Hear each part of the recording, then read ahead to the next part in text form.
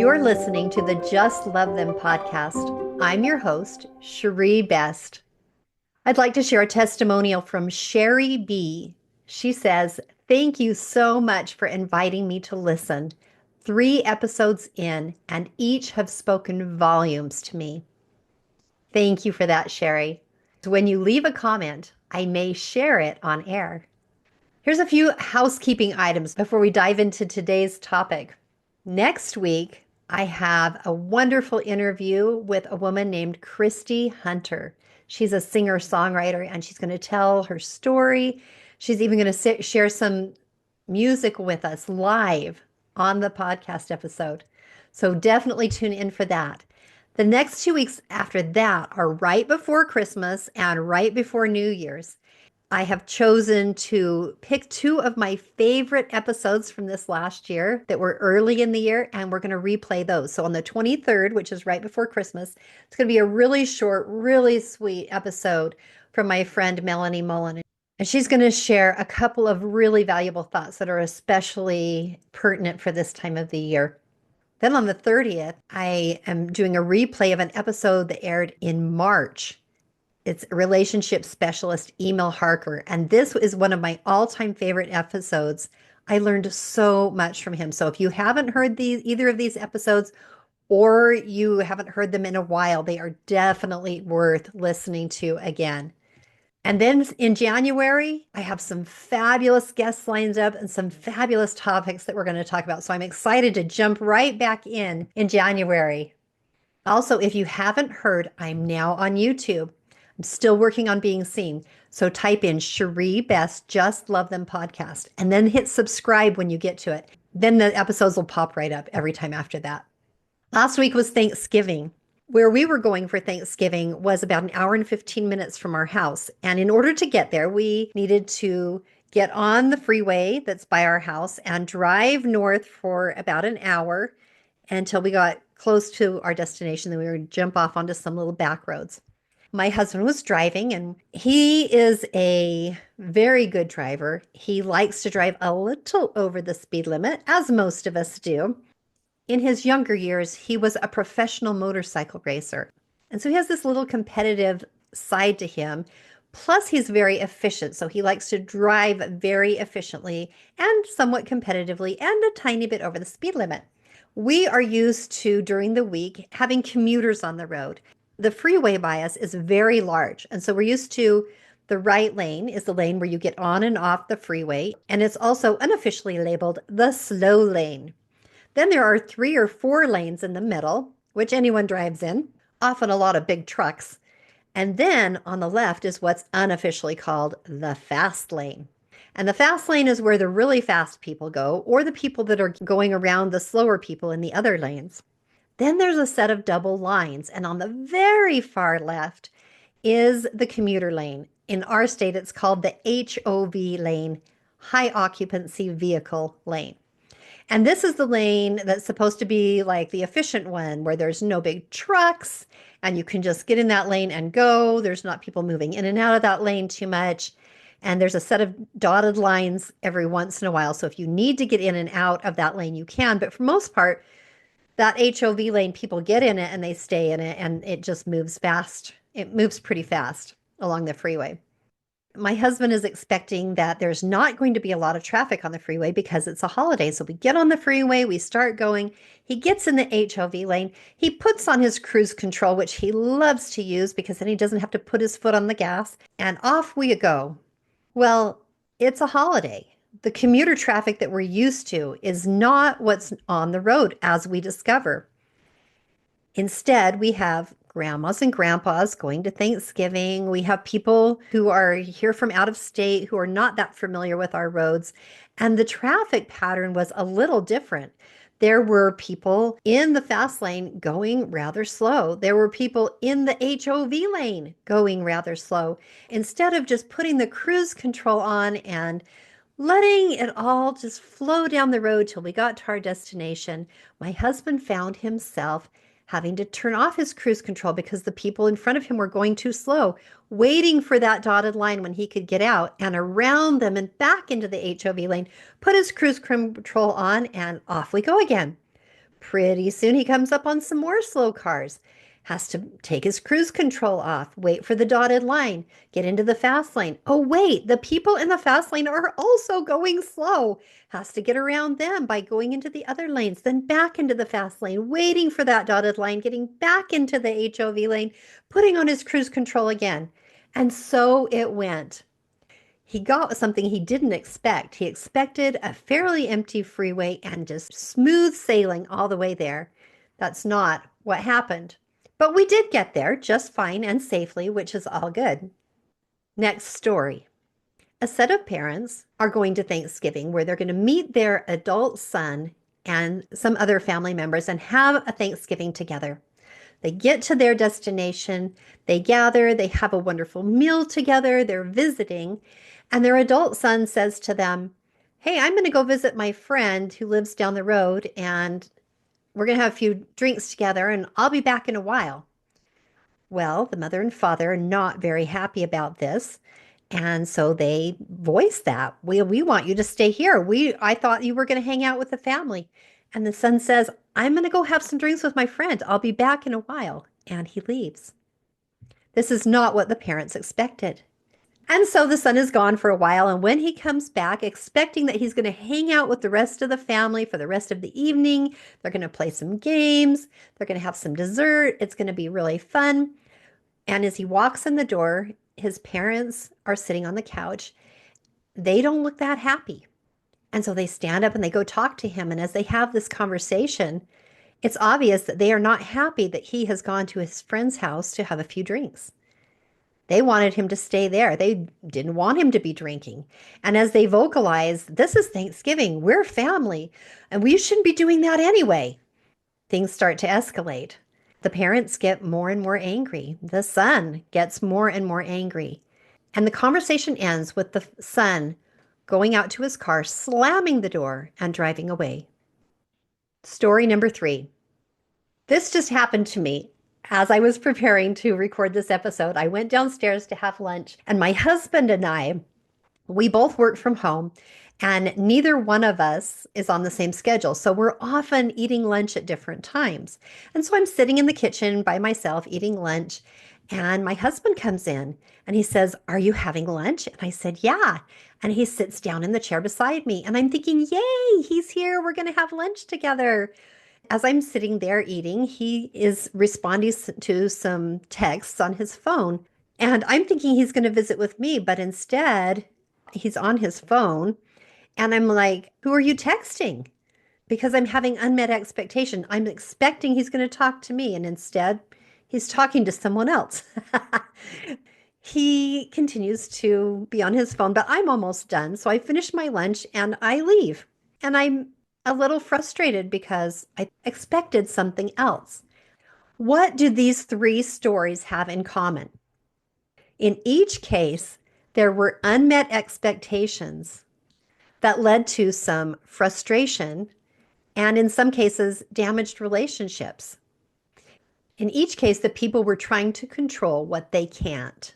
And this leads to frustration and can lead to damaged relationships, or at least that doesn't help the relationship. If you're willing to be really honest, I'd like to ask you a few questions. What are you trying to control that you get frustrated about? Is that thing controllable? And if you need to pause the podcast and think about this, then please do so. What are you trying to control that you get frustrated about? And is that thing controllable? The next question is, what are you afraid of? What are you afraid of having happen? What are you trying to control that is damaging a relationship? And is that thing worth the damage? Are you able to control it? When we're trying to control outcomes, it's because we want to feel secure. We all have an innate desire to feel secure. And controlling things around us is one way to help us feel secure. Now, some of the things that we want to control, we need to control, we ought to control, and are good to control. And those are all things that are in our control. But there are many things that are completely out of our control. And this is where the unhealthy happens. And so the goal is to know what things we do have control of and what things we should be in control of and what things we need to let go. Let's dissect this a little bit. When you try to control what you can't, it leads to number one, unmet expectations, which leads to number two, fear. Fear of what? Fear of not being in control, fear of not getting your way, fear of something bad happening, some sort of fear. And when we're in fear, it leads to number three, rigidity. When we're in rigidity, we are trying to force the outcome our way, which leads to, when it doesn't work, number four, frustration.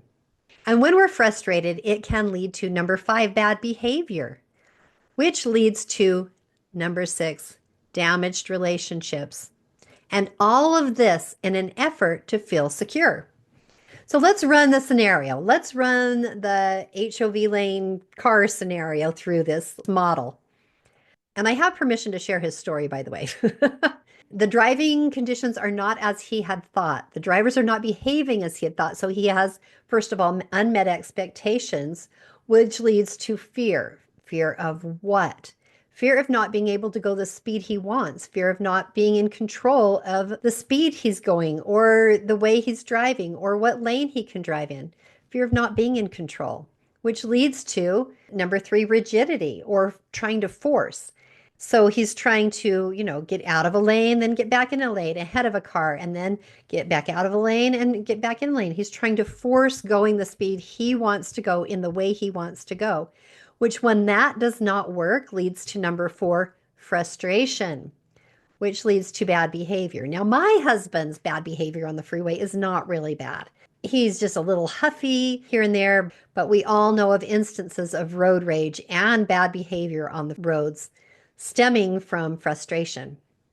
Bad behavior then can lead to number six, damaged relationships. Now, he doesn't really have relationships with other cars on the road, but what about the passengers in the car? Is it pleasant to drive in a car with someone who's frustrated? All in an effort to feel secure. Let's run our second story through this 6-step scenario. The adult child and the parents. The parents have unmet expectations when their child goes off to drink with his friend instead of staying with the family. This leads to fear. Number two, fear of what? In their case, I'm going to guess, fear of their son drinking and maybe driving drunk, or fear of him not staying with the family and developing relationships. They want to be in control, fear of not being in control, which leads to number three, rigidity. They're trying to force. So they're having a conversation with him. They're talking to him about it. They're trying to change his mind, which when that doesn't work leads to number four, frustration, which leads to number five, bad behavior, heated conversations, escalated conversations, which leads to number six, damaged relationship, son leaving mad, all in an underlying effort to feel secure. Let's run my lunch scenario through this. Okay, so I have unmet expectations. My husband comes in. I'm assuming he's going to sit and talk to me. And I have unmet expectations because he is talking, but he's talking to my daughter over text, which leads to fear. What am I afraid of? Afraid that he's not going to connect with me, afraid that I'm not in control of what I want him to do, which leads to number three, rigidity, me trying to force, me saying to him, who are you talking to?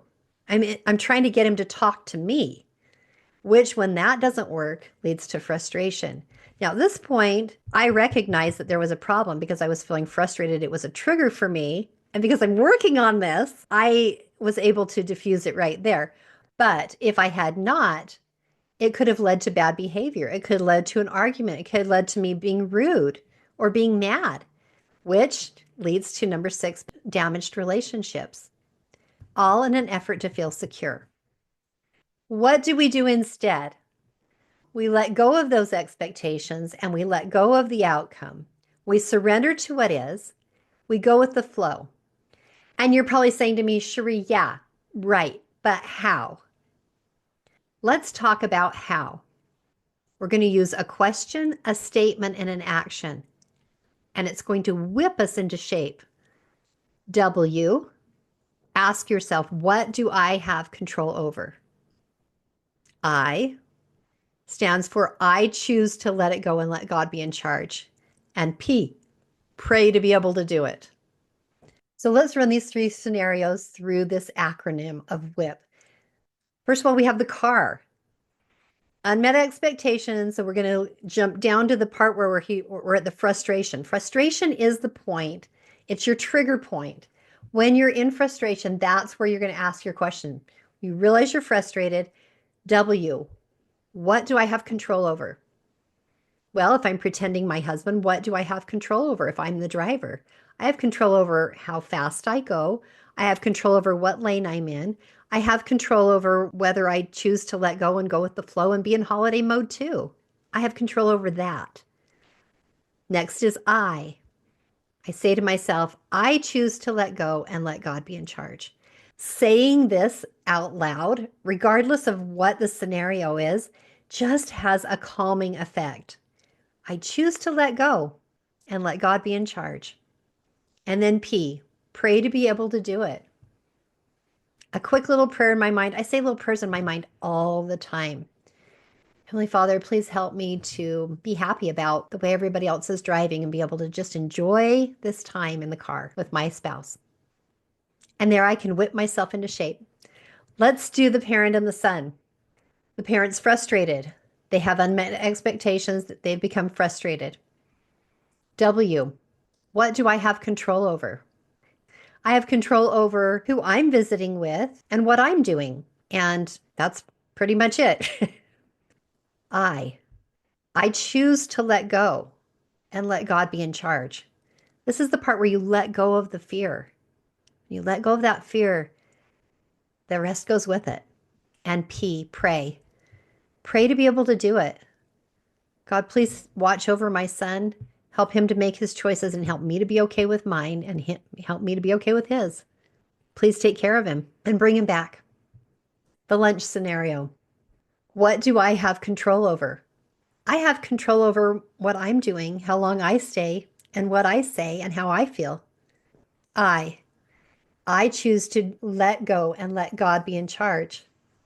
P, pray to be able to do it. WIP, whip. Anytime I'm feeling frustrated, I can whip myself into shape by using these three little steps. Now, if I was sitting at your table in your kitchen, the two of us could talk about this and you could tell me the things that have made you frustrated recently. We could walk them through this little formula and we could figure out solutions together. Wouldn't that be fun? Remember that all your loved ones were God's before they were yours. Before they were your loved ones, they were God's. Matthew 11:28 says, "Come unto me, all ye that labor and are heavy laden, and I will give you rest." Hand your people over to God. It's His to carry, not yours. As we talked about in a previous podcast episode, they are God's to carry, and you get to be His helper. You get to say, God, what do you want me to do? How do you want me to help? But He's in control. They're His. I invite you to consider using WIP anytime you're frustrated, to evaluate if you're trying to control what you can't. And if you are, to whip that into shape. It's an invitation to stop controlling and start living in peace. Will you do something for me? Will you go on to our Facebook group, the Just Love Them Facebook group, and share your thoughts about this topic? I'd love to hear your experiences or your thoughts. I'd love to hear your but Cherie's. I got that from my friend Julie. She has but Julie's. So I'd love to hear your but Cherie's. I'd love to hear your experiences. Will you go on there and post a comment or a question or an experience about this and about our loved ones? May we learn to just love them for their choices, the way we want them to just love us for ours. Please join me again next time for another episode of Just Love Them.